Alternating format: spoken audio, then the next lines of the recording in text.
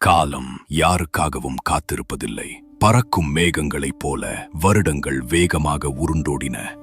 அஸ்தினாபுரத்தில் அரண்மனை முற்றத்தில் விளையாடிக் கொண்டிருந்த பாண்டவர்களும் கௌரவர்களும் இப்போது வாளேந்தும் இளமைப் பருவத்தை அடைந்தனர். ஒரு மாபெரும் சாம்ராஜ்யத்தின் அரசகுமாரர்களுக்கு போர்க்கலைகளை கற்றுத்தரச் சிறந்த குரு ஒருவரை தேடினர். பாட்டனார் பீஷ்மரும் விதுரரும். முதலில் கிருபாச்சாரியார் என்னும் மாபெரும் அறிஞர் அவர்களுக்கு குருவாக அமைந்தார். அவரிடம் வில், வேல், வாள் என அடிப்படை படைக்கல பயிற்சிகளை பெற்றனர் அரசகுமாரர்கள். ஆனால் அதை தாண்டி பிரபஞ்சத்தின் அத்தனை ரகசிய அஸ்திரங்களையும் கற்றுத்தரக்கூடிய ஒருவர்தான் அஸ்தினாபுரத்தின் வாரிசுகளுக்கு வேண்டும் என பீஷ்மர் நினைத்தார். வேறொரு மாபெரும் ஆசிரியனை அஸ்தினாபுரத்தின் கண்கள் தேடத் தொடங்கின. அப்போதுதான் பீஷ்மரின் தேடலுக்கு ஒரு விடை கிடைத்தது. பரத்துவாச முனிவரின் புதல்வர், அனைத்து கலைகளிலும் கரை கண்டவர், வில்வித்தையில் மூவுலகிலும் தனக்கு நிகரற்றவர் என பெயர் பெற்றவர், அவர்தான் ஆச்சாரியன் துரோணர். துரோணரை மரியாதையோடு அஸ்தினாபுரத்திற்கு அழைத்து வந்தனர் தூதுவர்கள். ஒரு பேரரசனுக்குரிய அத்தனை மரியாதைகளையும் கொடுத்து துரோணரை திருதராட்டிரனின் அரசவை வரவேற்றது.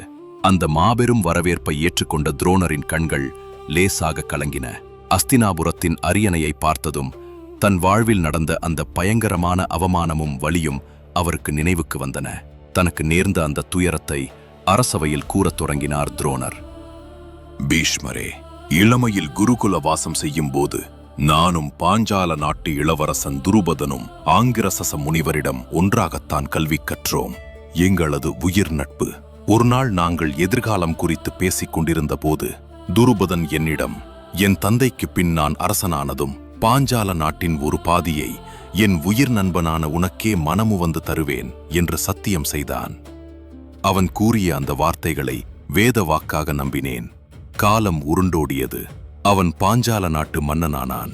நானோ குருகுலவாசம் முடிந்த பின் கிருபாச்சாரியாரின் தங்கையை மணந்து கொண்டு இல்லறத்தில் நுழைந்தேன். காலம் என் வாழ்க்கையில் கொடிய வறுமையை எழுதி வைத்திருந்தது. எங்களுக்கு அசுவத்தாமன் என்றொரு மகன் பிறந்தான்.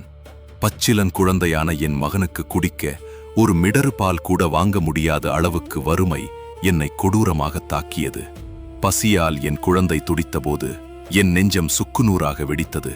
என்ன செய்வதென்று மனம் மயங்கி நின்றேன். அப்போதுதான் துருபதனின் சத்தியம் எனக்கு நினைவுக்கு வந்தது. உரிமையோடு பாஞ்சால நாடு தேடிச் சென்றேன். அரியணையில் மணிமகுடம் தரித்து அமர்ந்திருந்த என் உயிர் நண்பனை பார்த்து, நண்பா, வறுமையின் பிடியில் இருக்கிறேன், எனக்கு உதவு என்று என் கடந்த கால நட்பை நினைவூட்டி கைகளை நீட்டினேன். ஆனால் அவனோ என்னை இதற்கு முன் எங்குமே பார்த்தறியாதவனைப் போலத் தன் புருவங்களைச் சுருக்கினான். நீ யார் என்று இந்த உலகமே இடிந்து விழும்படி ஒரு கேள்வியை கேட்டான். நான் எங்கள் குருகுல வாசத்தை நினைவுபடுத்தினேன். ஆனால் அவன் கண்கள் அகந்தையில் திமிரின. நானோ நாடாளும் மன்னன், நீயோ சடைமுடி தரித்த ஏழை முனிவன். அரசனுக்கும் ஆண்டிக்கும் எழவு நட்பு. உனக்கு பித்து பிடித்து விட்டதா என்ன என்று என் வறுமையை பார்த்து ஏளனமாகச் சிரித்தான். அந்தச் சிரிப்பு என் செவிப்பறைகளை கிழித்தது. ஒரு மனிதனை வறுமை கொள்வதை விட நெருங்கிய நண்பனின் அவமானம் அணு அணுவாக கொல்லும்.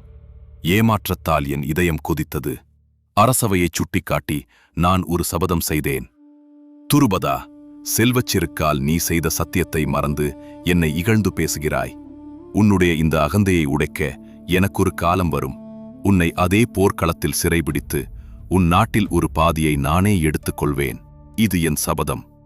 சபதத்தை கூறி முடித்த துரோணரை பார்த்து புன்னகைத்தார் பீஷ்மர். ஆச்சாரியரே, உம்மை அவமானப்படுத்திய துருபதனுக்கு பாடம் புகட்ட இதோ இந்த அஸ்தினாபுரத்து அரசகுமாரர்களே ஏற்றவர்கள்.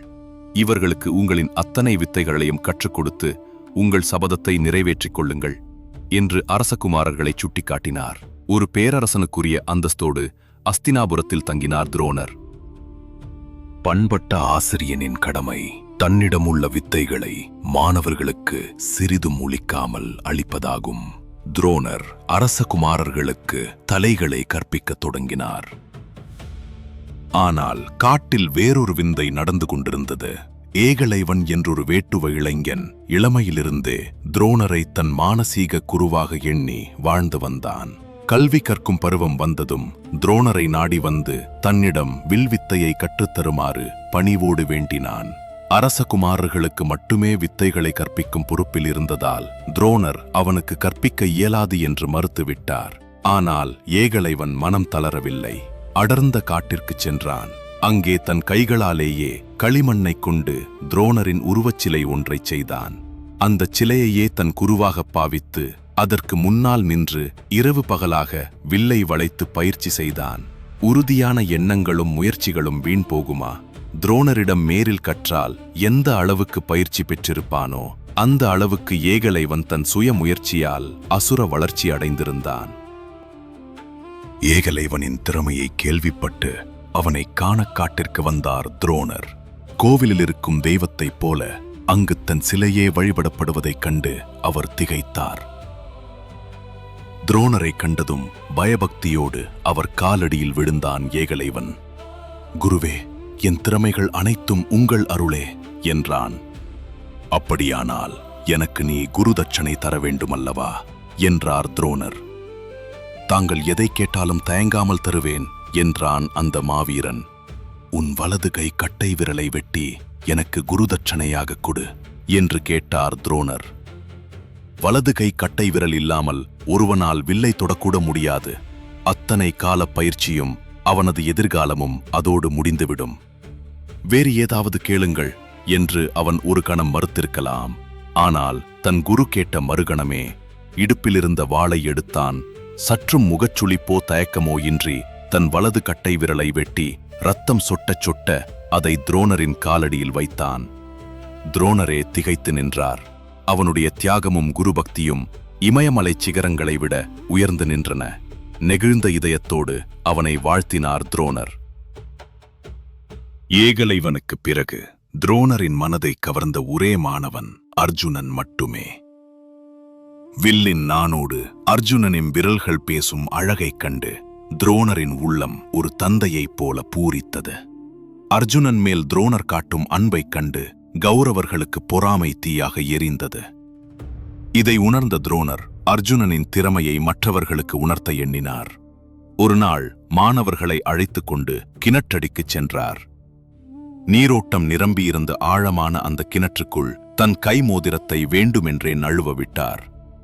மாணவர்களே, கிணற்றுக்குள் இறங்காமல் உங்கள் அம்புகளால் அந்த மோதிரத்தை எடுத்துக்கொண்டு வாருங்கள் பார்க்கலாம் என்றார். கௌரவர்கள் அனைவரும் முந்தியடித்துக் கொண்டு அம்புகளை விட்டனர். ஆனால் அத்தனையும் தண்ணீருக்குள் வீணாக மூழ்கின. இறுதியாக அர்ஜுனன் வந்தான். வில்லை வளைத்தான். முதல் அம்பை விட்டான். அது மோதிரத்தை பற்றிக் கொண்டது. அடுத்தடுத்த அம்புகளை ஒன்றன் பின் ஒன்றாக தொடர்ச்சியாக விட அந்த அம்புகளே ஒரு நீண்ட சங்கிலி போல மாறி மோதிரத்தை கிணற்றிலிருந்து வெளியே தூக்கிக் கொண்டு வந்தன. கௌரவர்கள் திகைத்து தலை குனிந்து நின்றனர். வேறொரு நாள் ஒரு பெரிய அரச மரத்தடியில் நின்றபடி துரோணர் கேட்டார், இந்த மரத்தில் உள்ள அத்தனை இலைகளையும் துளைக்கும்படியாக ஒரே அம்பை செலுத்த உங்களில் யாருக்கு தைரியம் உள்ளது? கௌரவர்கள் மலைத்து நின்றனர். அர்ஜுனன் மட்டும் வில்லை எடுத்தான். விற்றென்று சீறி பாய்ந்த அந்த அம்பு மரத்தின் அத்தனை இலைகளையும் துளைத்துவிட்டு வந்து விழுந்ததைக் கண்டு அனைவரின் கண்களும் ஆச்சரியத்தால் விரிந்தன. வேறொரு நாள் கங்கையில் ஆசான் துரோணர் நீராடிக் கொண்டிருக்கும் போது சற்றும் எதிர்பாராத விதமாக கொடிய முதலையொன்று அவரது காலை இறுக கவ்வி நீருக்குள் இழுத்தது. காப்பாற்றுங்கள் என வலியில் அவர் அலறினார். கரையில் நின்ற கௌரவர்களும் மற்ற மாணவர்களும் என்ன செய்வதென்று தெரியாமல் திகைத்து நின்றனர். எவர் கையிலும் ஆயுதங்கள் இல்லை. அப்போது எங்கிருந்தோ பாய்ந்து வந்தான் அர்ஜுனன். தன் வில்லிலிருந்து சீறிய அம்புகளால் முதலையின் வாயை பிளந்து துரோணரை காலனின் பிடியிலிருந்து காப்பாற்றினான். வெற்று கைகளோடு வந்து நின்ற மற்ற மாணவர்களுக்கு மத்தியில் முன்னெச்சரிக்கையாக ஆயுதங்களோடு வந்து தன்னை காத்த அர்ஜுனனை கண்ணீர் மல்க கட்டிக்கொண்டார் துரோணர். தனது நெகிழ்ச்சிக்கும் நன்றிக்கும் அடையாளமாக பிரபஞ்சத்தின் மிகச் சக்தி வாய்ந்த ஆயுதங்களில் ஒன்றான் பிரம்மசிரசு என்னும் தெய்வீக அஸ்திரத்தை அர்ஜுனனுக்கு வழங்கினார் துரோணர். ஆண்டுகள் உருண்டோடின. அரசகுமாரர்களின் படைக்களப் பயிற்சி முழுமையாக முடிந்தது.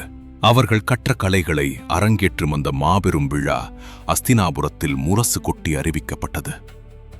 மைதானம் முழுவதும் மக்கள் வெள்ளம் அலைமோதியது. தர்மரும் மற்றவர்களும் தத்தம் கலைகளை காட்டினர். ஆனால் துரியோதனனும் வீமனும் கதாயுதத்தோடு களத்தில் இறங்கிய போது வெறும் விளையாட்டாகத் தொடங்கிய அந்த அரங்கேற்றம் ரத்தம் சிந்துகிற உண்மையான பகை போர்க்களமாக மாறியது. இருவருக்கும் இடையே இருந்த பொறாமை நெருப்பாக பற்றி எரிந்தது. நிலைமை விபரீதமாவதை உணர்ந்த துரோணரின் மகன் அசுவத்தாமன் பாய்ந்து சென்று அவர்களை பிரித்து அமைதியை உண்டாக்க வேண்டியதாயிற்று. இறுதியாக களமிறங்கினான் அர்ஜுனன். அவனாற்றிய வில்வித்தையின் மாயாஜாலங்களைக் கண்டு அஸ்தினாபுரமே எழுந்து நின்று கைத்தட்டியது. துரோணரின் நெஞ்சம் பெருமிதத்தால் விரிந்தது. ஆனால் அந்த மாபெரும் மைதானத்தில் ஒரே ஒரு இதயம் மட்டும் அவமானத்தாலும் பொறாமையாலும் குதித்து குமுறி வெடித்துக் கொண்டிருந்தது. அர்ஜுனனின் அந்த மாபெரும் புகழைக் கண்டு சகிக்க முடியாமல் அவனுக்கு நிகரான வீரன் யாருமில்லையா என்ற அகந்தையை உடைக்க அந்த அரங்கிற்குள் ஒரு புயல் போல நுழைந்தான் ஒருவன். அவன்தான் சூதபுத்திரன் என்று அழைக்கப்பட்ட கர்ணன். அர்ஜுனனை எதிர்த்து போரிட வந்த கர்ணனை பார்த்து சபை என்ன சொன்னது? கர்ணனுக்கும் அர்ஜுனனுக்குமான அந்த முதல் மோதல் என்ன ஆனது? அரங்கேற்ற விழா எப்படிப்பட்ட கலவரமாக மாறப்போகிறது? அடுத்த எபிசோடில் பார்ப்போம். தொடர்ந்து இணைந்திருங்கள்.